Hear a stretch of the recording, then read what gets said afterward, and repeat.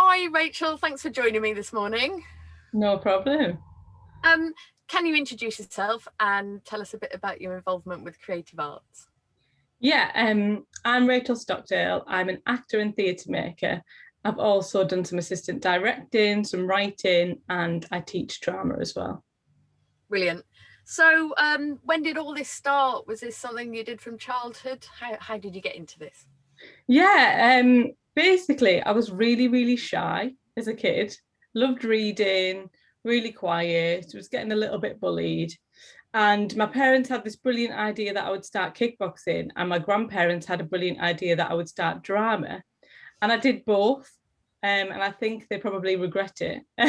But yeah, I went to my grandparents paid for me to go to Stagecoach Performing Arts because my parents couldn't have afforded that. And I started when I was like 7, and I did an outdoor performance of the Lambton Worm. And even though I'd only been there a couple of months, they gave me like quite a bit of narration. And I just loved it. And the head teacher, Trudy, who I've actually worked for since, she was like, oh my God, she learned it so quickly. She was brilliant. And yeah, I just kept doing stuff from there. And then I ended up joining Middlesbrough Youth Theatre when I was 11. And just loved it, absolutely loved it. So I'd do Friday nights Stagecoach, Saturday mornings Middlesbrough Youth Theatre, and then any rehearsals in between. And sometimes I did like the adult shows with a kids part. So even on weekday evenings, I'd be walking from TS1 to Linthorpe past all the posh houses and going to rehearsals in Toft House, and I loved it. Absolutely brilliant. Well, how terrific to have had that support and been able to do that. So basically, it's really been since you were 7 years old. Yeah. Obsessed with the Spice Girls and obsessed with acting at that point, and nothing's changed, I don't think. Terrific. So tell us a little bit about what you're doing now and your projects. We'll come on to lockdown later, but sort of more broadly over the last 5 years or so, where it's kind of led you. The last 5 years. Well, actually, 5 years ago this month, I just graduated from drama school. So I went on kind of a long route because drama school just seemed so far off to me. So I did like BTEC musical theatre and A-level media studies, and then because my mum's on benefits, I realised that I couldn't work and like save up for drama school. I was like, then she wouldn't get a benefit. So I did a third year of college and did dance to kind of up my skills. And then while I was doing the dance course at Middlesbrough College, I was nicking into the acting classes and getting parts on the acting course. And I was like, like just because you can dance and sing a bit doesn't mean you're a musical theatre performer. And I had a teacher there who was fantastic. And he said, have you thought about Northumbria? Like it's not too far. It's a really practical course, but it means you don't need the money to live in London. So I did that. So I went and did performance at Northumbria University, loved that. And then did National Youth Theatre at like 22. Like I was the oldest one there because I didn't know about it before. And then did National Youth Film Academy. And then I ended up going to Alra North, which seemed like the only real option for me. I didn't really audition for any other schools at that point at 23, 24. So I thought Wigan's somewhere I can afford to live. I got a full dance and drama scholarship. And even then, I was absolutely skint for the whole 18 months, but it was doable. So, 5 years ago today, I just graduated from Alra doing an MA in professional acting. So it was a 3-year course, like smashed into a year and a half, really intense, and then left with no agent, even though I'd been like the main part in the final show. And I was just like, oh my God. So I signed on. I was auditioning weekly, and I wrote a play called Coal Girls about the housewives of the Pitman Painters because I was so annoyed at the Northeast representation of women, because that's obviously been all over the world, and they've just seen a posh woman who fancies one of the Pitmen and then a really jaunty girl who takes her clothes off in the art class. There's nothing in between. So I kind of wanted to find out about their wives, realised that working class women aren't really recorded in history, and made it up. So I did that at Oldham Coliseum. So they had the Pitman Painters in the main stage, and I did call girls in the studio with me and 4 other actresses. And it was a 30-70 split, which was great, but it was 3 months work and then I ran out of money. So I moved back to the Northeast. And then since then, I've been doing all sorts: theatre and education, panto tours, teaching, supply teaching. Then I realised at 27 that I needed to do a PGC or I was going to have to stop acting because I just didn't know how to keep going forward. So I became a teacher. And then over lockdown, really, because I was doing profit share projects and different little things and short films. And then over lockdown, I was like, right, you're just running around grabbing whatever opportunity is close to you rather than actually having a plan.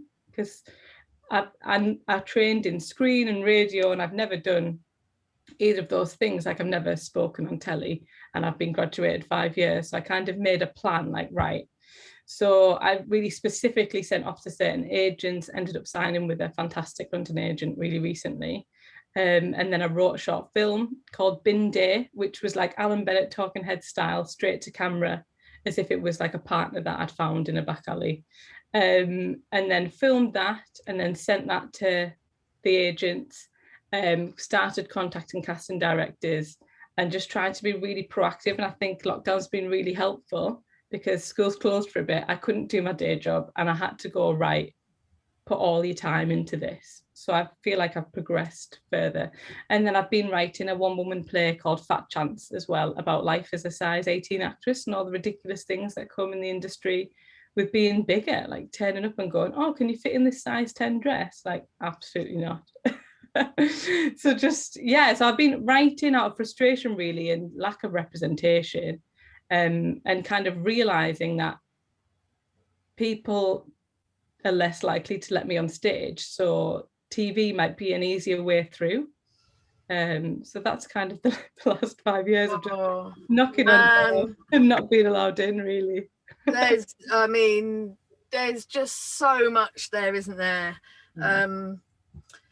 Talking to Rachel Teat, who's BBC Teesside. Yeah, we went to Stagecoach together. Well, all that she went through, and just having decided, well, I'm excluded, I don't have that money for those fees, therefore I can't go.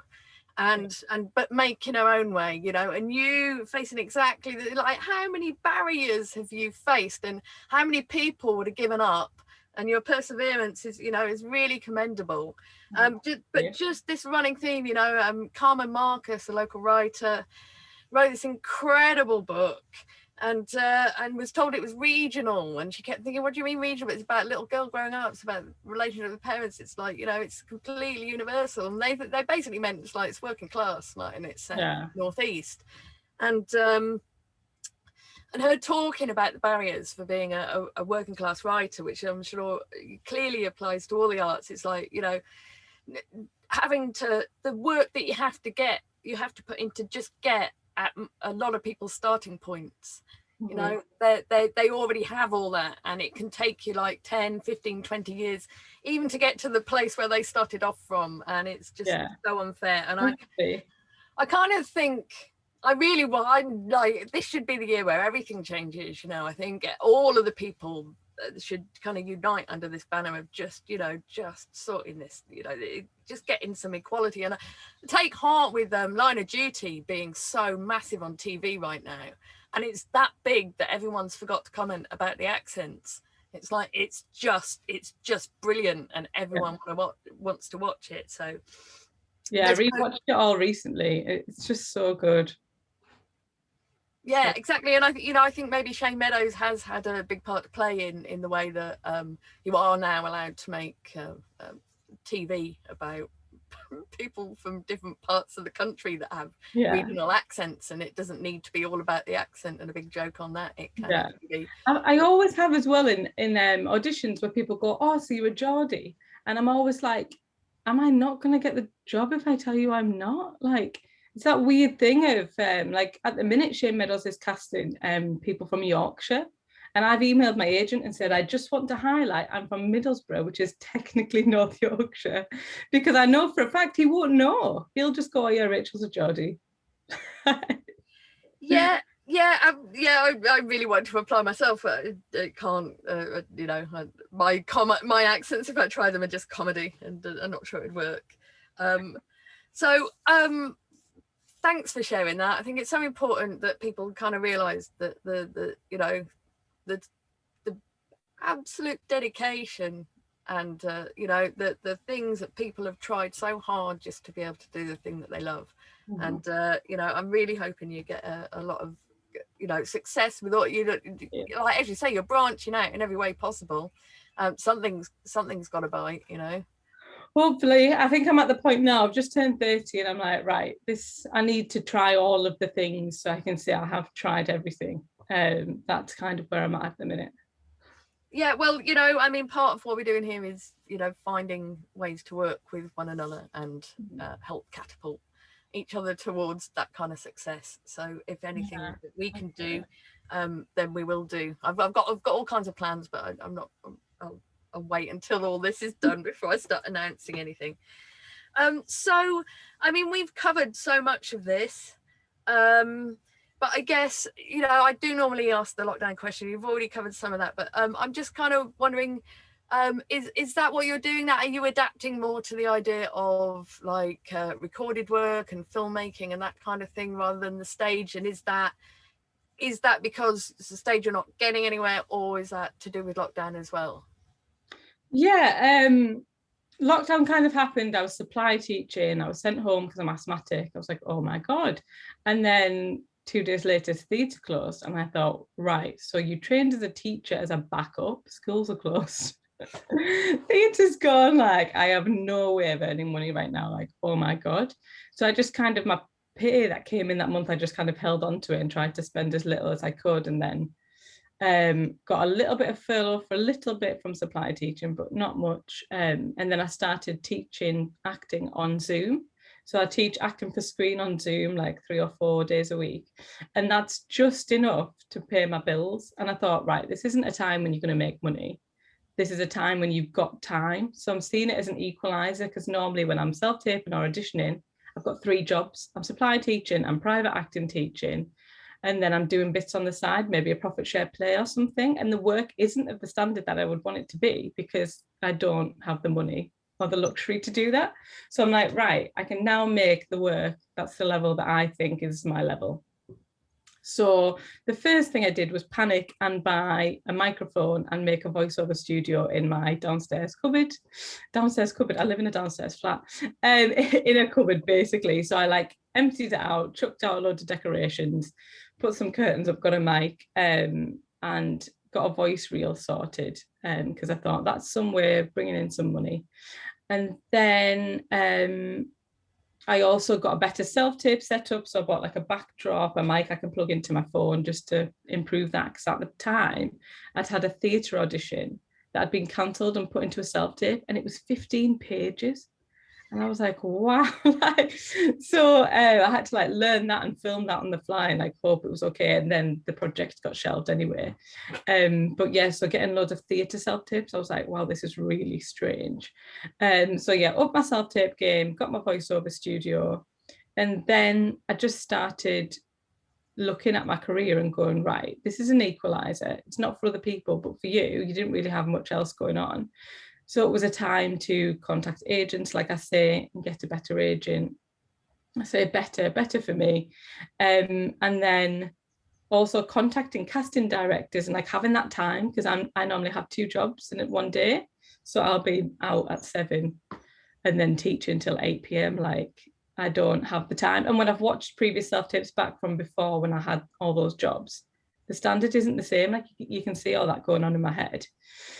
So I kind of thought to myself, right, as long as you get a new agent and possibly a voiceover agent before the world goes back to normal, then you're in a better position than you were before. So yeah, I started having meetings with people, like met artistic directors on Zoom and things that I would never have been able to do before. But obviously they're going, it's nice to meet you, but there's nothing for you to do. And then, yeah, started writing. So I wrote my short film, Bin Day, and then I had a friend who's a filmmaker who'd reconnected on a film set, like a short film set, and he like edited it with me because I write for stage, and so I kind of learned how to write for screen, basically cut a lot of it and made it into action. And then we filmed that outside in my back alley, which was really good fun. Like neighbours asking if I'm all right and stuff, asking if the news are harassing me, which was hilarious. And then also sat down and filmed a piece in RP in a neutral accent professionally, so I can have it on my spotlight and go, this is that. I got a bit of singing recorded, I got voice reels recorded, I've got new headshots. I've basically shelled out all the furlough money I received, because I'm like, everything's digital now. So if someone clicks on my spotlight, I'm hoping they can see all my skills. They can see that I can do accents. They can see what my own accent's like, what my writing's like, that I can sing, and it's all there. So then it's just up to them whether they make an excuse that I haven't got enough experience to not see me. I don't have any control over that. So that's kind of what I've been doing. And yeah, just reconnecting. My New Year's resolution was to reconnect with people, because I'd got it in my head that because I'd come back to the Northeast and I was teaching a lot, that I'd failed. So like my acting for screen teacher is a casting director who taught me at drama school. And I had never contacted him in 5 years because I thought I was a failure. So a couple of weeks ago, I just sent him an email and said, this is what I've been doing. And like, he didn't respond because he's busy, but he watched my links. I got a notification to say he's watched your show, Really Short Films, on Vimeo. So just things like that, where I think I've put a barrier on myself going, I'm not in a TV show, so I've got nothing to tell people, but that's not true. So just trying to get out of that mindset into a healthier mindset of what can I do? I can do this.